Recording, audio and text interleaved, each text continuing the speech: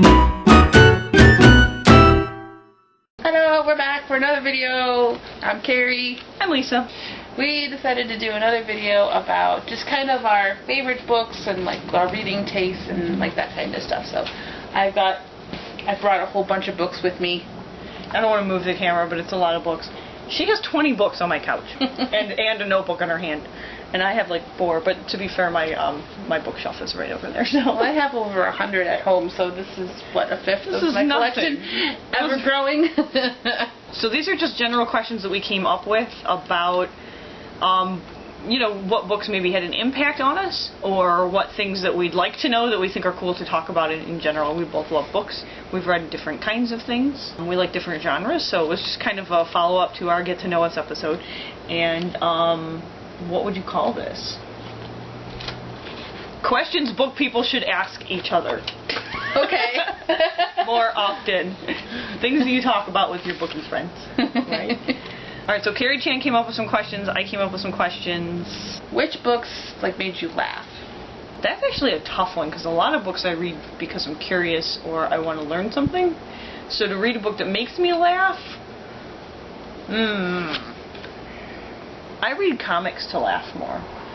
She knows I love manga and manhwa, like the Korean graphic novels, and I've read a couple of Chinese like origin graphic novels, and there's some that are just gorgeous and beautiful. But the Japanese, I mean, the manga makes me laugh a lot because it is life situations, and I love those kinds of books because they're written by one person, so you just have the whimsy of one person's, you know, concept usually, and then they have assistants and stuff that go and help execute all and help them with the work, so they can get a lot done quicker and they can turn it into like a comedy.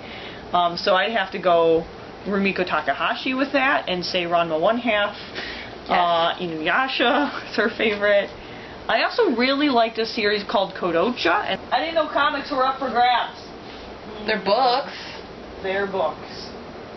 Yes, they are. Right. Okay. Excel Saga. Sorry for being off camera for a second, but yeah, Excel Saga. This is adult humor, and it's wickedly funny. There is a doctor in here that is like the worst character on the planet, and he does nothing good for his hospital, and he's like the heir of the guy that owns the place, and he's just a horrible doctor. It's just the funniest thing I've ever... They keep ending up like going to this doctor, and he's just a bad human being. There's like no better way to put it.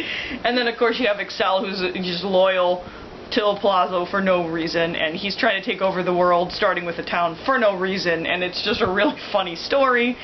And they've got this pet dog, Menchie, whose name basically means snack, and he's their emergency rations in case anything goes wrong in their world domination scheme. So yeah, Excel Saga, sort of a classic. I think it has 20 or so volumes in it. Her right-hand person over here, Hayate, she just passes out all the time for no reason. She's like a, I don't know, they play around with it, I don't want to get spoilery, but she's kind of a, maybe a robot or something. She's not technically, but she's definitely enhanced and or broken. She just passes out all the time. Kodocha, if you want child-friendly, this is one of my favorite stories. It's super touching and it's adorable. It's about a young girl who's like 7 or 8, and she's an actress, and her trying to figure out her life. And it's like her versus the school bully in the beginning, and then it becomes a love story. And this is another one that's got like 10 volumes on it.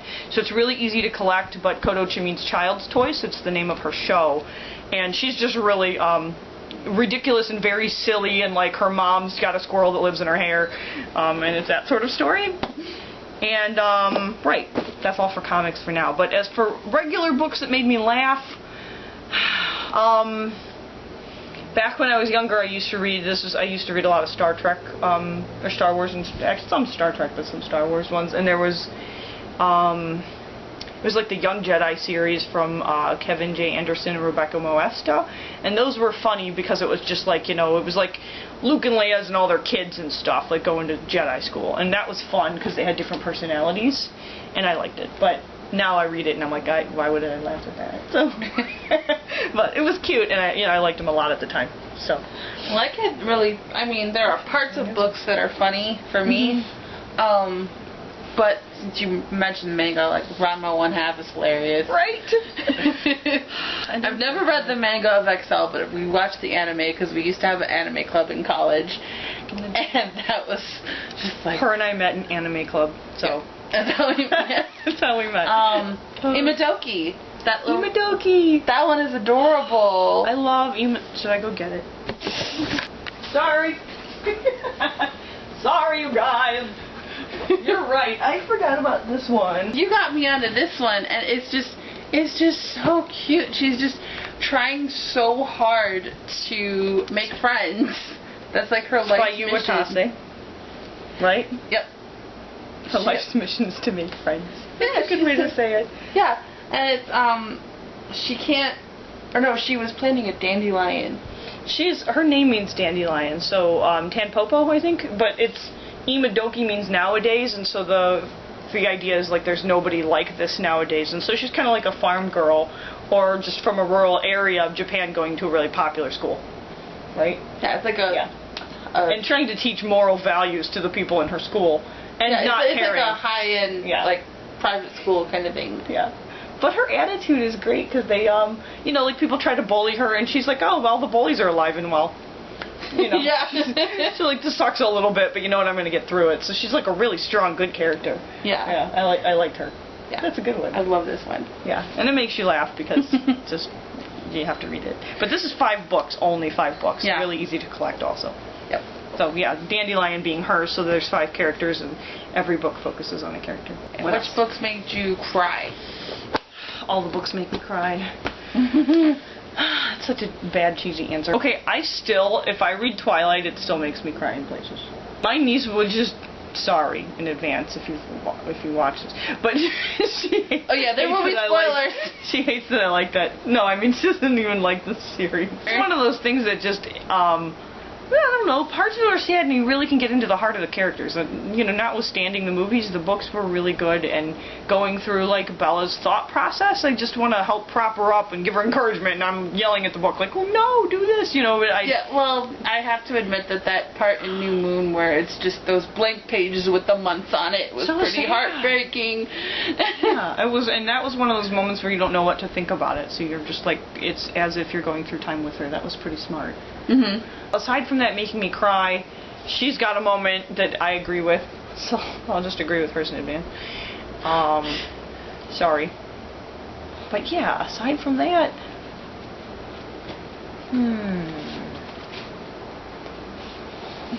I don't know. Since we're talking about it, go ahead, Carrie Chan. Mockingjay. Spoilers for you movie-only people, because I'm about to spoil what happens in part 2. Prim dies! And she doesn't just die, she gets blown up. By Gale. Yeah. Yeah, by freaking Gale. It's a weapon that Gale creates. When that happened... So, there you go. That's the whole point of the series, was Katniss trying to keep Prim alive. Yes. And then that happens, and I'm like, what the hell? And it was like an unnecessary extra shiv in the reader's eye, where we're like trying to get to the happy ending. Like, Finnick was sad when he died. Finnick! I couldn't... He just got married! The people that die in the last book. If you've not read the last book, just say goodbye to everybody in advance. I'm expecting to go to the theater and have like one of them be left alive, because I would assume people would feel too guilty letting everybody die, as they did in the book. When Prim died, I threw the book down. I wouldn't pick it up for like 2 weeks. I was so ticked off. Like, that was the whole point of the series. See, I did that when Finnick died. For a couple of days, I couldn't read it. I was like, nope, F this. I don't want to read more of this. That bummed me out. The scene in Catching Fire with Cinna, where she's in the tube. Oh my god. And they beat the daylight I listened to that on audiobook, and I'm just like, were you driving? Yes, I listened to all 3 of these on audiobook. And the fact that you have to hear about what happened to Cinna and PETA's prep team after the fact and like through his weird memories, and you don't get to really find out what happens to them other than they were tortured a lot and then they died, that freaking sucked. Because I wanted to see like Cinna to the end. I wanted to stand by him. He stood by, everybody. By our girl. Cinna was awesome. Oh, he was my favorite character probably in the entire series because he was that just quiet support. He was effective. And Lenny Kravitz does a fantastic portrayal of him in the movies. He's so good. I don't even, and I'm not really big on what books are trendy or whatever, but this one, that's actually a series my niece turned me on to also, and it's amazing. Oh, I know a book that made me cry though. Memoirs of a Geisha. Made me cry. Yeah! The movie didn't. The movie was like, oh, that's kind of sad or whatever. But in the book, Sayori, was she the main character? Was Sayori? She, and the way the book was written is I can't tell if it's like completely true or not. But it seemed like the author went and interviewed, you know, people who were geisha and tried to get an understanding of them. So I don't know. To this day, I feel like maybe she's a real person. She might not be, and I kind of doubt she is. But it seemed like he took stories from geisha and combined it into one person's tale. So that's where you get all the extra drama. But Sayori, she had such a harsh life compared to like what you see on the movie is like in the end of the movie is she is with this man she loves. But in the book, he's married. And she's his number 2. So she ends up like owning a tea house in the U.S. in like New York in that period of time or something.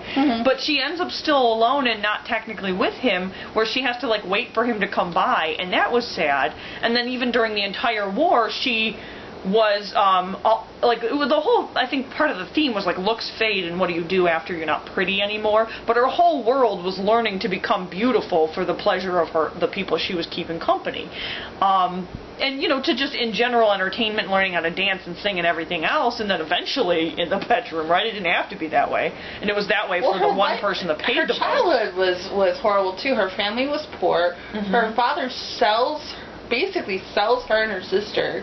Right, which was done sometimes. Yeah, to be a geisha, or her sister ended up being a prostitute and then running away. Her sister wasn't pretty enough. So in the first part, her sister's just already, she's of that age where they just sold her right into prostitution.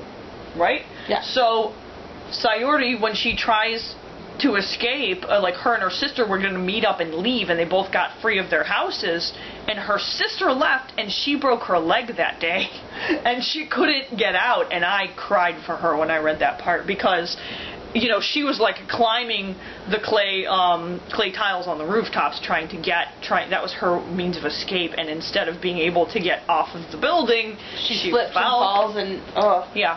And then she has to hear about how she's expensive, and then she has to never see her sister again. And like for all of that, for her happy ending to be that the man she had her eyes on finally, because it was somebody who inspired her greatly, and I was glad that they got together, but in the very end, she wasn't even like his favorite person to be with, and I felt like that was such a sad end to her life. And if you're in the U.S. and no one owns you, girlfriend, buy your own house. Get out of it. Even with that, you know, it talked about the end of her life that she would just walk, you know, and you know, go to the park to see people, but she didn't really talk to them. And I felt like she never got to know who she was to the end of her life. Drove me nuts. Well, I guess this could kind of count as the same thing, crying and making you angry at the same time. Yes! Because that was totally. Mockingjay, that was Memoirs of a Geisha. They didn't have to go there with Prim, though. We had understood already that life is difficult and people die. You don't have to kill Prim to show us that. Suzanne. Right. I like your books. But don't do that to us. We were invested. There were parts in Harry Potter that made me cry. I cried more for Sirius than I did for Dumbledore, though. I don't really care too much. He was the typical old wise guy, and like, I know Gandalf, so I don't need to know Dumbledore. Sirius was his family, like his only connection to his parents, and yeah, I don't know why. I mean, in books like that, and I liked Ron alright, so don't take this the wrong way, but I would almost prefer that they kill off like the right-hand character like Ron or somebody, that it's not, you know, you've got this main character, Harry, and you have all of his friends and his family, and it's about him getting a family, and you kill off like his main connection. But real life is so bittersweet that you actually sometimes lose the people you least expect. It's not, you don't introduce somebody. Yeah, right? You don't have to introduce somebody to make them precious just to kill them off, and I hate it when authors do that. I feel like you could introduce someone precious and help them be the salve in the wound of somebody who is a lesser character dying. You had the other one, but I'll ask both questions since they're similar, okay? So, what was your worst book that you had to read in school, or thing you had to read in school? For English class. Lord of the Flies. Ah! I didn't like that book. That was on my list. Yeah? I really didn't like that book. Lord of the Flies. Do you want to tell us about it?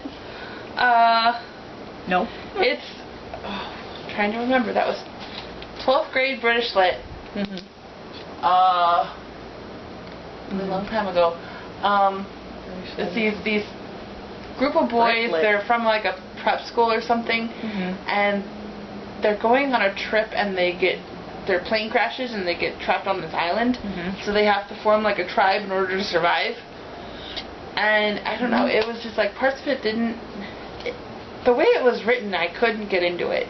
Yeah. I don't remember many of the details, but I couldn't get into it. I read it a couple of years ago because my husband and I were talking about books, and he doesn't read a whole lot, so I was like, well, what's a book that made an impact on you when you were a kid? It's always the wrong question to ask. And he said Lord of the Flies, and so just something that made him think a lot, you know, so I read the book, and yeah, I mean, like, basically the kids divide up, and there's like half of them are on one side of the island, half are on the other, and half of them have like hunting and fire, and the other half end up having kind of nothing. It starts out with one group. It was like all the strong kids grouped together and all the weaker kids, right? If I remember correctly. It ended up being that way, but like even one of the weaker kids was the only one with a pair of bifocals that they were able to use to make fire, and that kid dies and he's killed by another one. And because it gets to be this tribal situation within just a few months of them being on this island, or even a month, where some of them are running around hunting the wild pigs that are on the island for meat, and the other ones are just barely surviving. And then I think in the end, it's not something they really talk about, like what happens. Like they just they seemed strange, you know, to the guy that picks them up, that rescues them on his ship, and he thinks it's a weird situation. But you get the feeling that like it all goes away later. That like they were able to like kill each other and be hunters and gatherers, and you know they beat up the kid with the glasses and broke his glasses just to get the bifocal out, and you could have, you know, everybody could have had a glass. You had two there, or just ask him. He would have helped. He was a good kid. So they turned it into a warlike situation that it didn't have to be. So what kind of book was that? What was one of the best? To Kill a Mockingbird. That's a book I've never read. Really? Yep. Have you seen the movie? I like birds. No, I don't think so. I love this book. I actually read it. I had to read it for school in 9th grade, but I read it in 8th grade for fun. Like my English teacher would read it to us when we finished our work. Okay. So she would read a little bit to us at the end of class. Okay. And I really loved the book. And we got to see the movie. And I remember a few years ago, you know how in the movie theaters, they re-release old movies? Right. Well, they re-released this one for the 50th anniversary. And so I went to go see it, and I think I went to see like the 2 o'clock show. I was the only person that didn't have gray hair. Nice. Sitting in the theater. I would have gone. It was like me and like 6 old people Aww. at the 2 o'clock show. They were looking at me like, "Are you like here on a school assignment?" Yeah. Are you studying this for a course? Nope. So, for those of us that haven't read it, can you tell me a little bit about it? It's about this girl named Scout, or Jean Louise is her real name, but everybody calls her Scout. And she lives in Depression era Alabama. And her father is a lawyer, and he gets this case where a black man is accused of raping a white woman. So he is the only lawyer in town who will defend this guy. And it's very controversial at the time. And there's kind of a side story where there's this old house in their neighborhood, and there's this guy in there. What's his name? Old guy. Boo Radley. He's kind of like the neighborhood recluse. So Scout and her brother are always trying to get a peek of him. Okay. So that's like the other story in it. And it's just kind of like their adventures over those few summers. And so it really it's like a snapshot in time, is the way the book is written. It's kind of snapshot. It's kind of like a coming of age, growing up, looking back on childhood and how things influence your life. My worst book from school. It was a book called The Day No Pigs Would Die. And what I disliked about the book was it was, like, super dumb.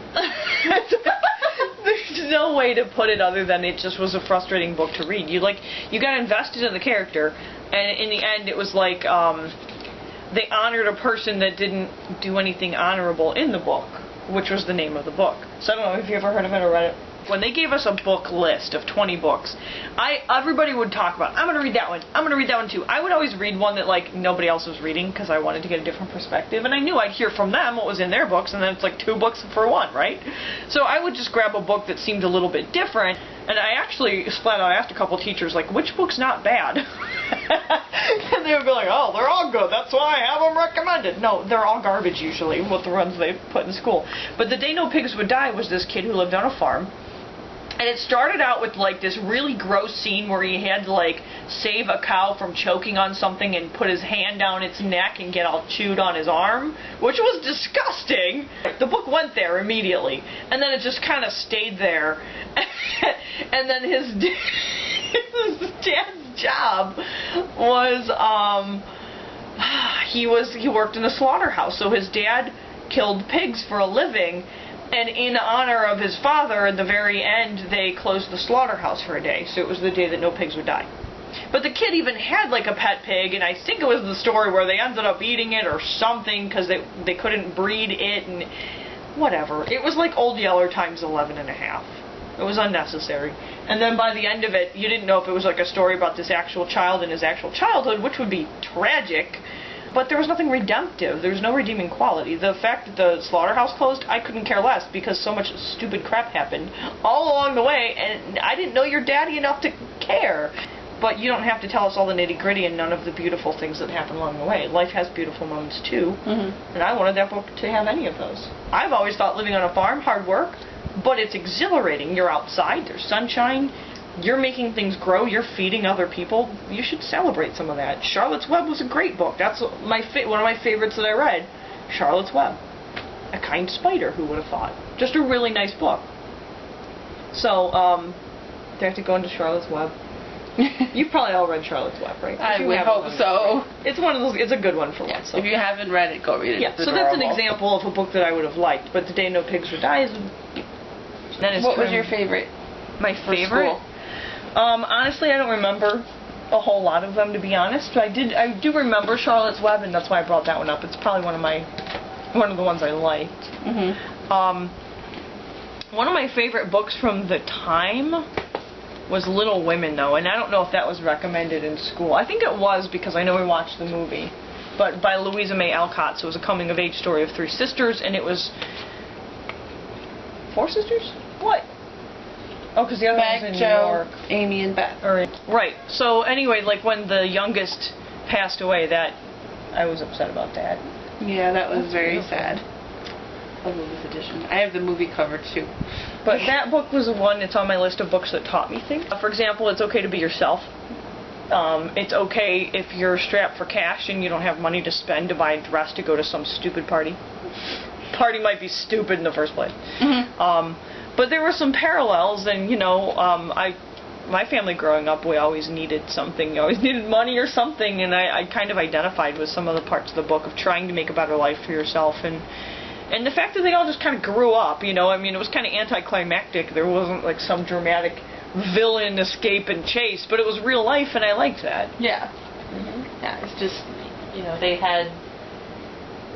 It was so they had like they would form their little clubs, like their little magazine or their newspaper club, and like they played make believe. They had like a theatrical society, just hanging out and. Yeah, I don't even remember how it ended, but I remember following along with their lives and enjoying the journey. Yeah, so it's definitely gonna be a reread for me soon. What books did you read because it was trendy? Probably the Harry Potter series. It took me a couple years to read it, but I used to work at a toy store back in the day, and we also happened to sell books, and it was my second job. I should have known better, but anyway, I was bored, and I would take a book and read it, and I read the first Harry Potter novel entirely at work on the clock. I should have been at work, but I was, there was nothing to do, and so I just read a book. I'm still a little sad that I did that. But it was one of those things, I wasn't going to buy it to find out if I wanted to read it. I should have taken it out from the library or something. But, and it turned out to be a really good book, but I held out for like 3 or 4 years. Like the 4th book was coming out, and I was like, I don't need to read that. And people were talking like, I don't need to read that. And I finally understood. The movies were already coming out when I started to read it. And everybody in school was like, you gotta read Harry Potter, you gotta read Harry Potter. And I'm like, yeah. So my sister had bought the movie, and we watched the first movie, and then she turned it off just before the end and said, I'm not going to finish watching it until you read it. Oh, seriously? Yeah. So I had to read the first book so we could watch the end of the movie. That's awesome. And then I was hooked. So books versus movies. Harry Potter. Books. Yeah, always the books. So what book did you watch or what book did you read because it was a trend? I probably would say the Harry Potter books. Twilight, which I did like, but they just weren't like a reread for me. Twilight. When I was a kid, I read the Babysitter's Club because everyone was reading them, and the Goosebumps books. Yeah. Babysitter's Club I tried. I couldn't get into it. And Goosebumps, still never read them. I don't like to read things to become afraid. But yeah. Yeah, they're coming out with that. They're coming out with a movie for the Goosebumps books. Yeah, probably. All the characters come. All the bad guys come to life. Oh. Jack Black plays R.L. Stein. Oh, see now, I like Jack Black. Now she might be He's interested. a good actor. But what was the best self-help book you ever read? Have you ever read a book that ended up helping you though? That ended up like, if you had an issue in life, or even if you didn't, just taught you something. So I have a book like that too. But I guess I'll answer the self-help one because there's a really great book, and this is kind of a kid could understand the book, but I don't know if they'd be interested. But it's called Sway, and the picture on the book is like the back of a leg and an arrow going this way, and the guy's walking that way, and it's one of those things. But so not so much fantasy and about characters, but it's actual real life events. So this book, it's called, the subtitle is the irresistible pull of irrational behavior. So the reason that when you absolutely know you need to go somewhere, you might go somewhere else, and you get that last minute panic and you're like, oh no, I have to do this, I might lose something if I don't.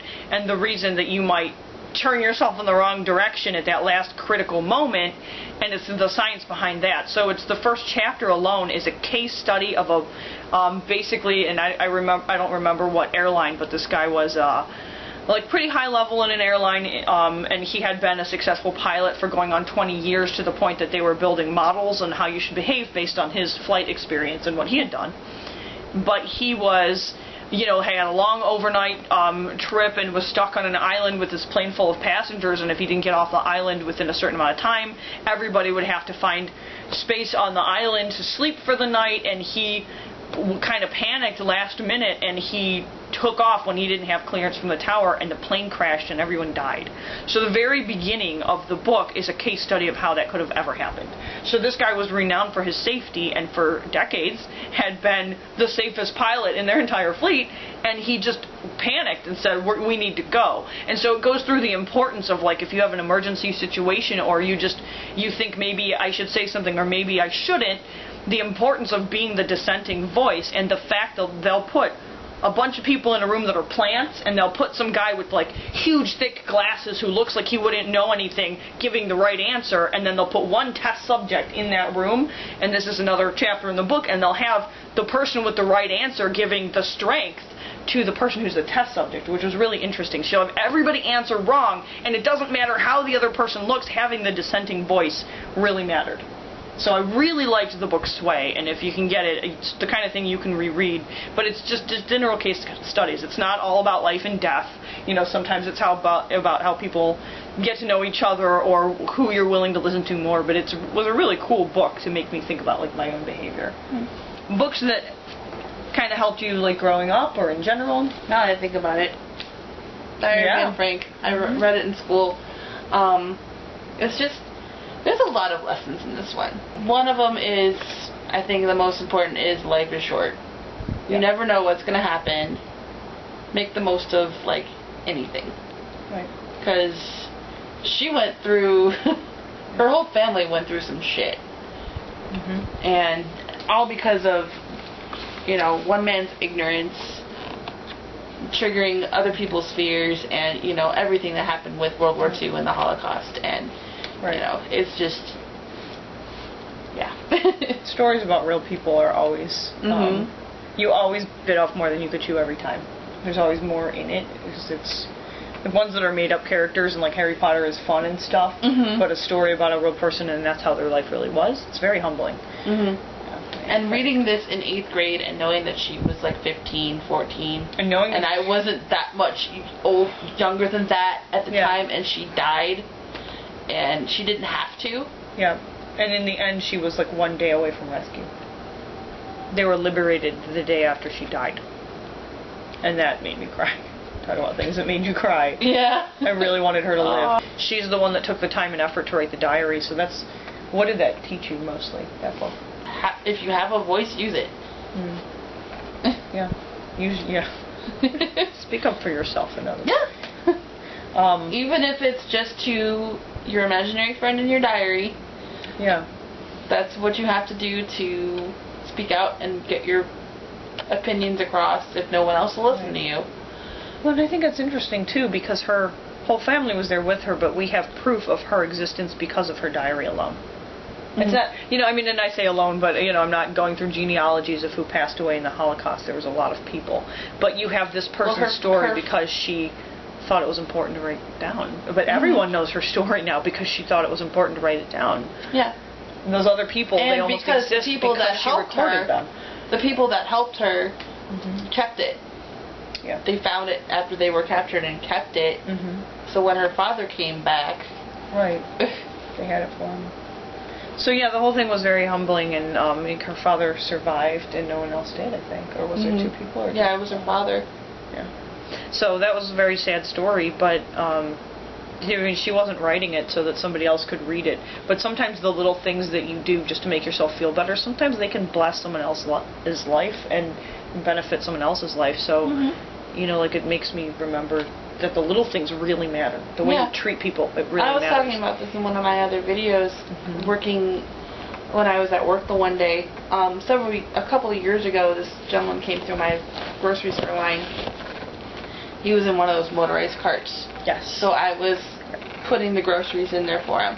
And, you know, I hadn't seen him for a while, and he came back, and he was walking, and he said, I remember you. You helped me when I was sick, and I was crippled, and you loaded up my groceries, and I'll never forget that, and I always make a point to come to your line. And I'm just like, oh.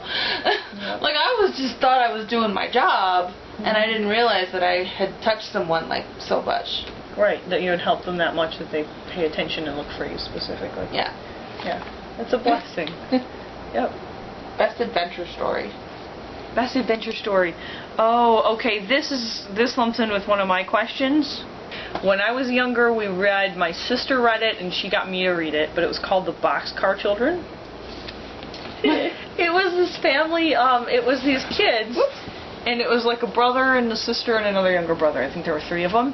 And they ran away from home, or from their situation. I don't remember the exact situation because there was multiple books. And they lived out of an abandoned boxcar on a train track. So they would go out and they would like get supplies and provisions and come back and make a home out of this boxcar, and they would just have all kinds of adventures. And it was like Swiss Family Robinson with no parents or something. But it was so cool to read, and it is the book that made us want to start writing in the first place. For my sister and I. My sister, she started a couple stories because of it, and to this day, I wish she would complete them. She has no idea. Like, it's been 15 years or something, and I'm like, go write this story. She started writing just adventure stories that were silly, and I've always wanted her to continue, but it's all started with Boxcar Children. I'm gonna go with The Circle Trilogy by Nora Roberts. This is such a cool story. This is an adventure? Yes. You're on an adventure? Okay. Yes. You have to save the world from the Vampire Queen. It's a group of 6 characters that come together from different worlds. There's a sorcerer, there's a witch, there's a demon hunter. There's a vampire who's the good vampire. Nice. Even though he doesn't want to be sometimes. There are these two people that come from like an alternate world. One of them is a shapeshifter, and I actually fell in love with him. Okay. I wished he was real. I really did. And they are given this mission by a goddess to save the world from this vampire queen who is trying to end the world. Everyone. Yeah, eat everyone and enslave humanity. So they have to go through the story, go through these. That was the Mickey Mouse laugh. You wanted to know. You didn't want to know. I'm sorry. And so, yeah. I'm behaving myself. And it's just like a fun fantasy, like they have... So they go on an adventure, but they're trying to stop the end of the world. So the book starts out with Hoyt, who is the sorcerer in like medieval Ireland. He gets transported to modern day to find his brother, who is a vampire, who was sired by the vampire queen. Just makes me want to watch Highlander. Right? I wonder if that's a book form. I love it. And then, so yeah, and then they ended up in, they go to Ireland, and then they go to this like parallel universe Ireland with like a castle, and sounds awesome. They have to raise an army, and it's big and complicated and so much fun to read. So I've never heard of that before. Now I don't know much about Nora Roberts, so I don't. What was the most disturbing moment in a book you have read? You don't have to go into all the gory details. But, yeah. And I could go modern with my answer and say, like a couple that we've talked about, right? Because the Hunger Games series, is really violent compared to the movie, right? So you watch the movie and it's, oh, they're killing each other. You watch the book and there's a meat grinder that opens up from the street and kills everyone. That's hard to read about in general. Yes. My brain's going towards Hunger Games. Oh, is it? Yeah. Especially that last book was brutal. Yeah, the last book was just horrible. And I'm excited to see it in the movie, because it'll be like a break from the carnage that was in the book. I think they could never make the movie. Catching Fire, when they go back into the arena and there's that, like each section was a different torment and horror. Yeah. Like when they're the Jabberjays. Yes. Yeah.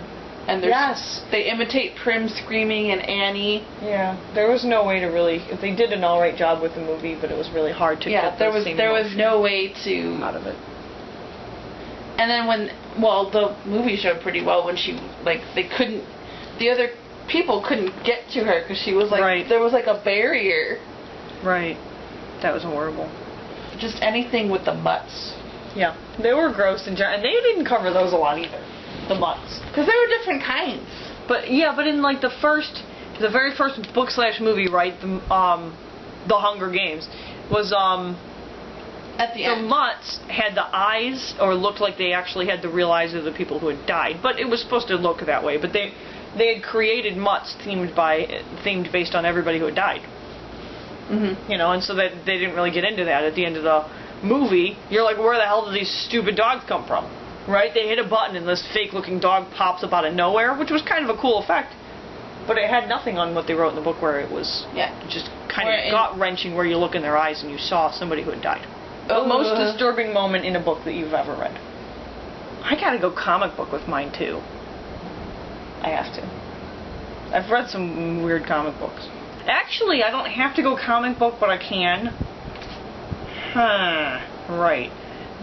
So talking about the theme of the Hunger Games, it just reminded me, but Battle Royale, which is the manga that started the Japanese movie that was Battle Royale, which was basically a bunch of kids going on a senior trip for school, end up all having to kill each other as entertainment, which was a crazy teacher that started it, so that's where that whole theme came from. So then you've got Hunger Games that came out a couple years later. It's basically American Battle Royale.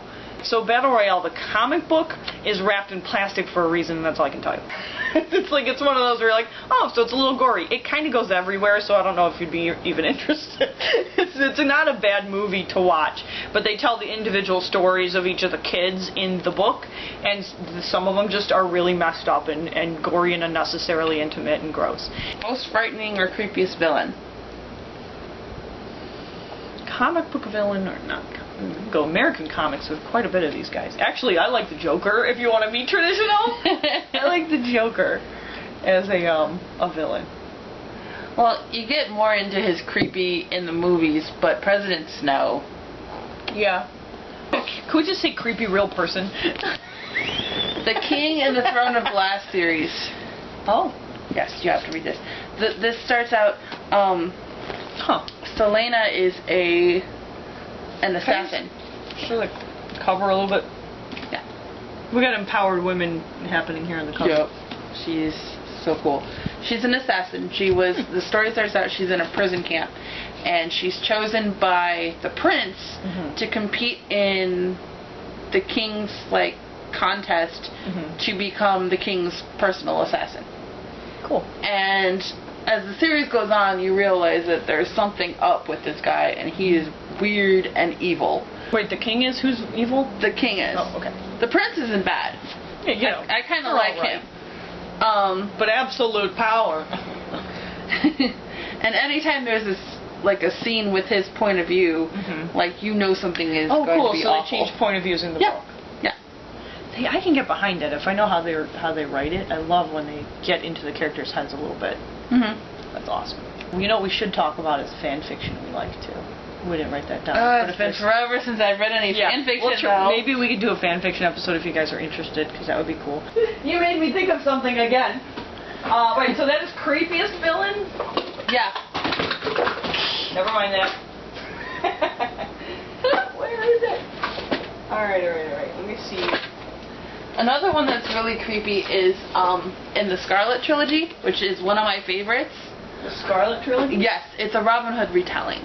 And it's so good. It's not overly popular, but it should be. Everybody should be reading this. Everybody? Yes. All the people. Prince John. Any Robin Hood version that I've read or seen or anything, any interpretation of the story. Yeah. Although the only movie version I really like is Men in Tights. I like the sheriff. He's hilarious. Rockingham. I was gonna go there if you weren't. Yeah. Anyway. Latrine. Oh, you changed it to latrine? Yeah, used to be shithouse.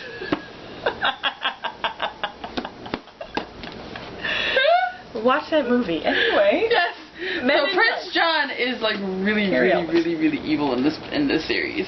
Another chick with a knife. You just like to read about chicks with knives. I'm ascertaining. It's just so. Sorry. Anyway. So, this is Robin Hood story? Yeah. Oh, she's Will Scarlet. Yeah. You told me a little bit about this. Yeah. Will Scarlet O'Hara. They're from Georgia. Alright. He makes a point to torment her. So he's psychopathic. Gosh. Even his wife is a bitch. I have a favorite villain, but I don't know if it's creepy. So he's not your favorite villain, though. Who's a villain you liked in something? I have to come up with who's a creepy villain. That seems a little different.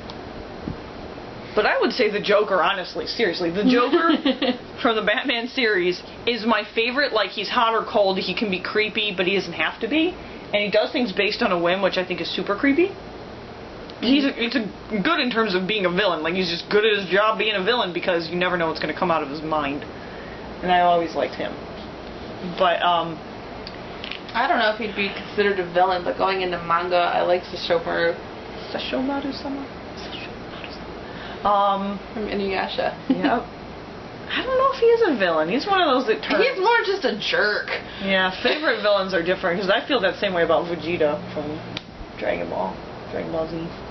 Because Vegeta was awesome, and you know, if you ever watch any of the current ones that are still, I think they still have a series coming out, but it's like, I don't even want to say it, I'll be wrong, but it was like ZT or something. It's like whatever it is. But like Vegeta has a mustache and like cares for his children in like the most awkward way possible, and he's shy. It's so funny. Anyway, aside from Vegeta being my favorite non-villain who thought he was a villain but never really was, this actually is the Star Wars Extended Universe that I mentioned briefly. Are we both in camera? I think so. Right. So the Star Wars Extended Universe is what this is. So again, the trilogy I was talking about that I absolutely love is the Zahn trilogy. So Timothy Zahn came up with it. They also call it the Thrawn trilogy because the villain's name was Thrawn, who basically was manipulating the remnants of the Empire and getting them back to the point that they could take over the New Republic, right? So it's the Old Republic, and then they're defeated, and then the Empire takes over, and that's in the actual Star Wars series. But then afterwards, what happened? So there are dozens upon dozens of books about what happened after, but the Thrawn trilogy is my absolute favorite. So, basically Thrawn was an alien, and he was just the only alien to ever be hired by the Empire, but he's very calculating and very cold and very smart in the way that he defeats his enemies, and he kind of, you know, if he has to take over an entire world or something, he'll go and grab their artwork and get to know what their mood is as a culture and who they are before he defeats them based on all of their weaknesses that he's seen from their art. So he takes a lot of time and like sort of plans behind the scenes before he ever acts, and then his actions are precision strikes that take out everybody and just basically just destroy worlds, and he's very casual about all of that because he can be. He predicted it. He knew it would work. He also comes up with some awesome inventions in this series. Zahn does. So there's like this creature that he created that repels the Force, that just has a natural like ability to get the Force away from it, so Jedi can't be useful in that zone. So he creates these areas where they are normal people, which is awesome. So it's just the way the books are written in general. But Thrawn, being one of the most epic villains I've ever seen, I absolutely love him. So sorry, I don't know if you've read any Star Wars. Well, Star Wars. Have you seen the movies? Yeah. Not the current ones. They're bad. I've seen the original. Okay. Alright, well, the books, I'm just saying. I could read it right now, but it would take 400 pages. Favorite classic? This was a villain. Favorite classic? We talked about a lot of classics, though. Yeah. To Kill a Mockingbird, Little Women. Mm-hmm. Daniel Pigs Were Dying. No. This one was really good. Honestly, I read this for summer reading in high school my freshman year, so this was a bazillion years ago. And Then There Were None by Agatha Christie. I never read that. It's basically these people go on this island, and there's somebody who knows about their... It's kind of like Clue, where somebody knows something that all of the characters have done in the past, and Clue, they're getting killed off. Only it's creepy and not funny like the movie Clue. Nice. So it's your favorite classic, but it's a creepy classic? Yes. Interesting. It's hard to have a favorite. I think there's a takeaway from all of them. And I liked a lot of the Brit Lit classes that I took. I liked a lot of the stuff. I mean, I learned something from a lot of it, even though the books might have been a little bit weird, or the short stories. And actually one of my favorite classic stories is a sad one, and it was a short story, so it doesn't even classify as like a novel, and I forget what it was called. But it was a story of like a husband and wife who they had no money, but they wanted to make each other happy for it was their upcoming anniversary. And it ended up being sad, but they didn't, nobody died. They didn't end up not together. But the wife had beautiful, gorgeous long hair, and it was what the husband liked about her the most. And he had the only thing of value that he possessed was like his grandfather's pocket watch. And they wanted to make the ultimate sacrifice for one another, and so she ends up cutting all of her hair off to sell it, to buy him a gold case for his grandfather's pocket watch, and he ends up selling his pocket watch to buy her a gorgeous comb for her hair. And it's the saddest. I read that one. Right, so the little short story and I just forget the name and I loved it.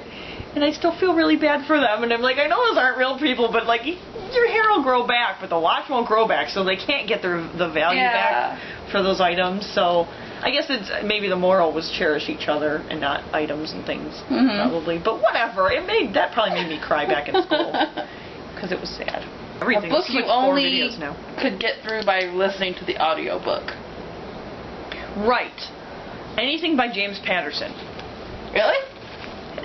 His books are okay. I actually bought a book of one of them, but I'll read part of his stories and be fine not knowing the rest. But for some reason, I can grab an audiobook and listen to like Maximum Ride, which I was reading in comic form, which got me interested in him in the first place. And then he had Witch and Wizard?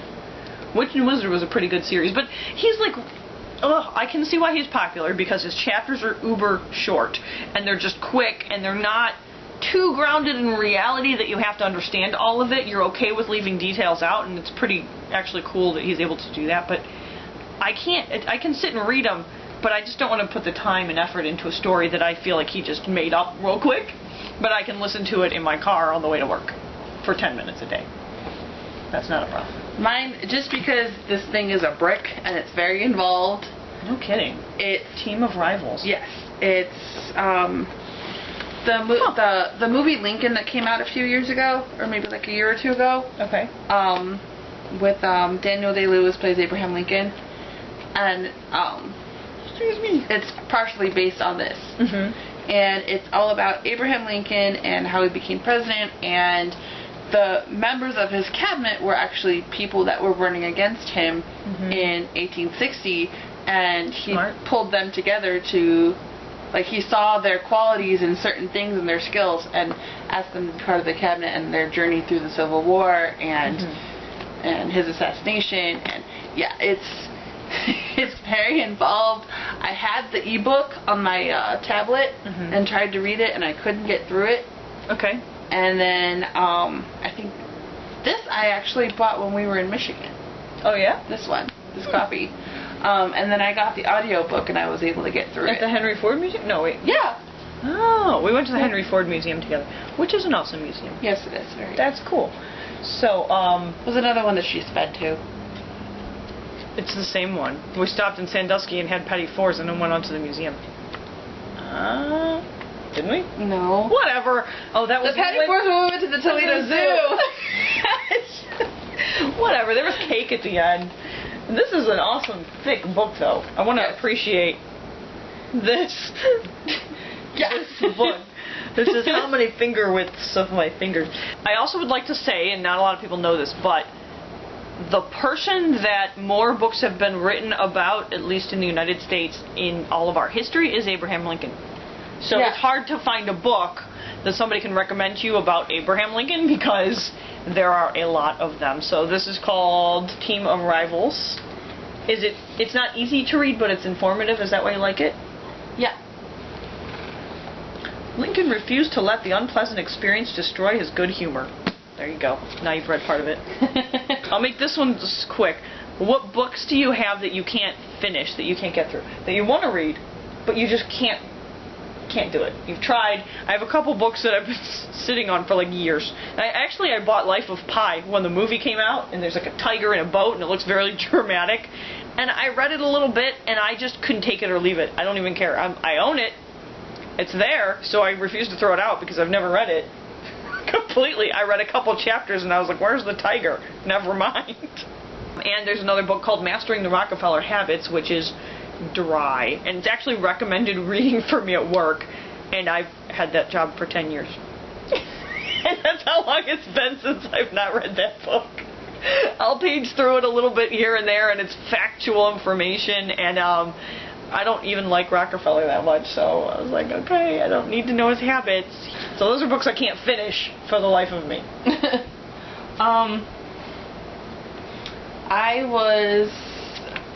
I finished the first book, but I'm not in a hurry to finish the rest of the series. It's a series by Philippa Gregory. It's the Cousins War series. So it's got the War of the Roses in England. Oh, cool. Yeah. And about that. It's just a very Tudor Rose. unevenly paced book. Oh, okay. like series. The first one was very like it would drag and drag and drag and drag, and then something exciting, and then it would drag and drag. Like it was just it took me forever to read it.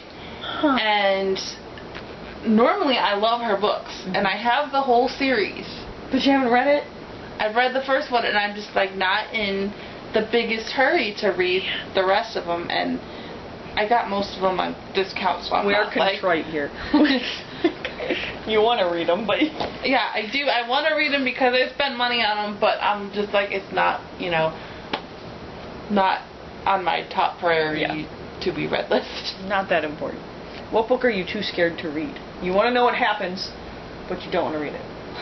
I've got two of them. This was one that I started that I put down and I gave to my parents to sell at garage sale. Really? Yeah. It's called Ouija. Ugh. It's about these girls that play the Ouija board. Not like just messing around and something gets unleashed. Mm-hmm. And it is just creepy. I got 3 chapters in, somebody already died, and I'm like, I'm not, no. Yeah, those are serious. You don't mess with Ouija boards. No. No. Yeah.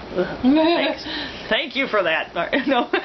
So I have 2, and there's one that I'm not scared so much as I don't know how much I want to learn about war, but I own it, but I have Sun Tzu's Art of War, The Art of War. And I learned a little bit about this guy, and, he spent lives like water.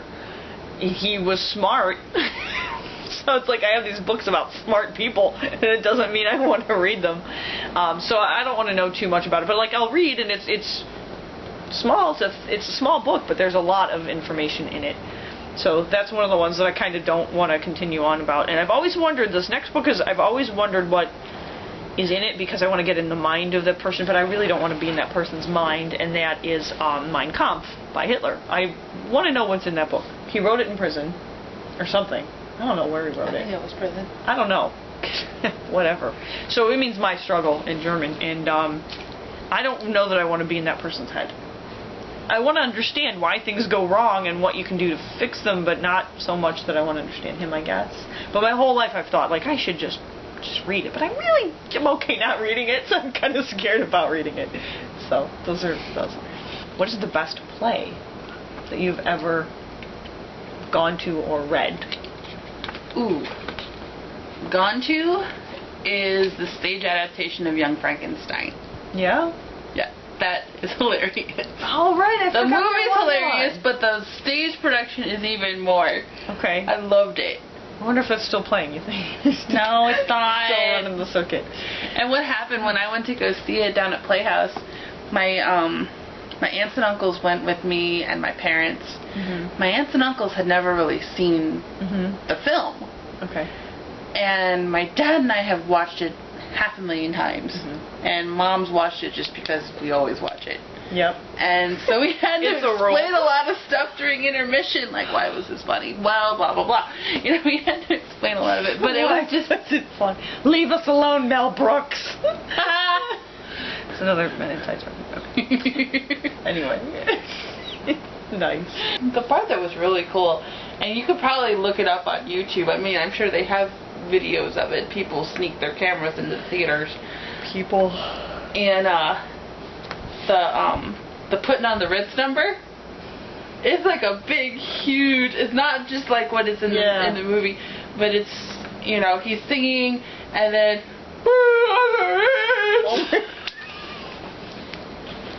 And then all these people come out and Igor's dancing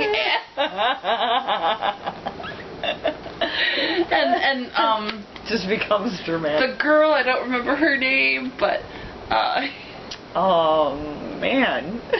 I don't remember either. I've only seen the movie like once or twice. I haven't seen it.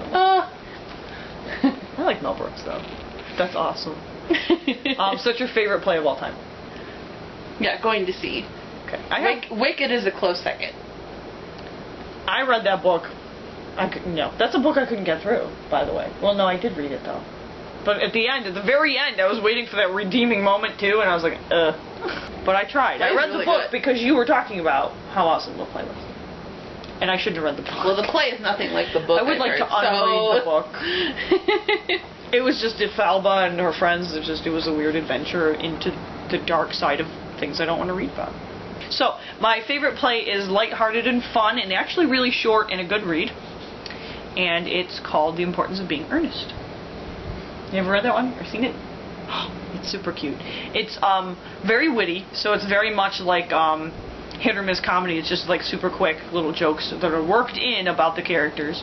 And Ernest is this kind of well-to-do guy from the city, and he goes bunburying, is what he calls it, which is when he goes to visit his poor invalid friend Mr. Bunbury, who just needs so much care, and he's invented this person. So he needs to get away from his life and be irresponsible, and he calls it going bunburying because it tells his aunt and everybody else that he has to visit Bunbury.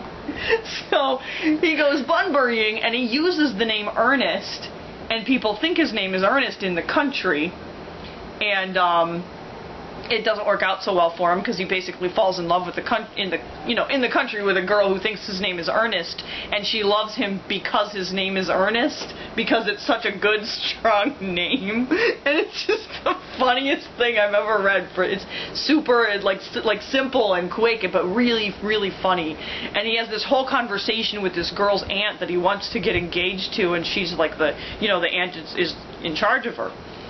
Her mother, I think. I'm sorry, I think it's her mother. And she's talking about how he can't, maybe if he was from the fashionable side of the street, that he lived on. And it was a little bit of a spoiler alert, right? But when he was a baby, he was actually found in a handbasket at a station, at a train station. And so he doesn't really know where he comes from. And so the reason that her mother doesn't allow him to marry, I forget the girl's name, sorry. But the reason Ernest can't, basically get engaged to the girl he loves is because his mother said, well, I won't have her inherit a handbasket in a rail station. And she's like, I won't have it. She's not going to, he's like, you wouldn't actually be inheriting the handbasket, but that's not the point. He's become a whole man since then. And it's just the dumbness. It's so funny. Wickedly funny. And then, of course, his cousin, who he takes care of in the country, who's a real person who falls in love with his friend from the city, and his friend names himself Ernest because that's what you do when you go bunburying, and just everything gets really crazy, and his cousin falls in love because she wants to be in love. So it's just a really awesome, awkward romantic comedy, and I absolutely love it. Last question is the most irritating character in a book. You're gonna hate me. You're reading a book and you're just like, why are you so stupid? You're gonna hate me though. Why? Because Kagome pisses me off. I don't like her that much. Yay! I like Sango better. From Inuyasha. She's just whiny and yells and could be effective. She's so close to being a good character. Yeah, that was easy. When she gets mad at Inuyasha and makes him sit, though, that's funny. Sure, that's funny. But she just, for everything that she has to face, she just oh well, whatever. We're doing something else right now. And I don't recall liking her that much. I like the story. I'll read the story. But Kagome, I'm not on her no. Bella irritated me sometimes. Bella, yeah. Yeah. Yeah, she did the dumb sort of out of character things that you can tell were just her being written into a corner for the sake of digging her back out of said corner. That was slightly annoying. Yeah. I think what really pissed me off was in New Moon when she was jumping off cliffs and stuff. Yeah. Yeah. Yeah. If your boyfriend leaves you, try to kill yourself. That's the solution. Well, she wasn't trying to kill herself, so. Yeah, but every time she did something dangerous, she saw or heard Edward. Yeah. In her mind, and yeah, she was still chasing after a person, and I think it was supposed to be that she was so in love, but it came off as she's so unattached from herself. Right? It's like she can't function without her boyfriend. Right, she doesn't do anything for herself. That was a little disappointing. It wouldn't be easy. I don't know. I've been in love with one person ever. I couldn't see myself not being with Johnny, but. And the other irritating character is in this one. It's the Boleyn inheritance. It's Flipper. This is one of her good ones. Yeah. It's about Anne Boleyn. After Anne Boleyn. Oh, okay. Still Henry VIII's wives, but it's Anne of Cleves, who's the fourth one. Catherine Howard, who is this fifth wife was only like 16, and he was in his 40s. Right. And then Jane Boleyn, who was actually Anne Boleyn's sister-in-law. Oh, okay. Anne Boleyn and her brother died, and Jane survived. So Catherine Howard is the one that irritates me. This is of Henry VIII's wives. Yes. Okay. That's such normal name. Because she's just... She's like a sales clerk. She's just a dumb teenager. Mm. And she gets married to the king, and she's still going... But she's just being a dumb teenager, and she has all these affairs, and when she basically does all of the things that Anne Boleyn was accused of doing. Oh, like to text it? Huh? Like to no, just because she's stupid. Huh? So she dies? Yes. Surprising. And at the end she's like, but I'm only 16. Why am I being sent to trial? Because you cheated on your husband, who is the king of the country, and that is considered treason. There you go. Don't do those things. Don't get in And she gets like her friends from when she was like a kid to be members of her court, and they run their mouths about all of the things that she used to do, who she ran around with, and they run their mouths, and she gets all nervous and is like, well, why didn't you bring them to the court in the first place? Right. And I don't know, she just ticked me off the whole book. It is hard to follow a character that's not wise. So the Boleyn inheritance, is it about Catherine Howard? Catherine Howard and Anne of Cleves. Oh, okay. And they it's basically, we both if you do something wrong when you're married to Henry VIII, you're going to die. Or even if you didn't do something wrong and he's having a paranoid day. Which happened a lot when he was older. Well, thank you for joining us on another long-winded us talking adventure. That's hyphenated us talking. I'm going to trademark it. I'm going to call the whole channel us talking. No, we're not. So, right. So that's a lot. We could have spent time on only comics or only plays or only something else. Right. So what books excite you the most? What are your answers to our new invented questions? Maybe we could number them or put them together for you. Yeah. And, if you have any suggestions when we do our book club, now you know what we've read, so you can tell us things we haven't read or ask us for reviews on the things we've read, and we can elaborate a little bit more. I like some sci-fi. You like, what, fantasy more than historical fiction. Historical fiction I love. Can't get into creepy stuff. Don't make me read creepy stuff. No Stephen King. I just allowed it as the fourth book of things I can't continue reading. So, right. Well, thank you for joining us again. This is Carrie Chan, and I'm Lisa. And have a good day. Yeah, have an awesome day and make it amazing. Yep. Right? Of course. Awesome. Bye. Bye. Starting out hot. Where are my questions? I threw them everywhere in my excitement. I might have. You're sitting on it? I might be sitting on them. Gandalf was the original wizard. He was white and gray. So what? He was all the colors and stew. But, there was one called...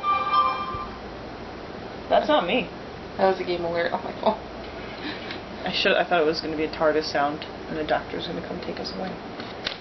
You used to have a TARDIS sound on her phone. Anyway, right, so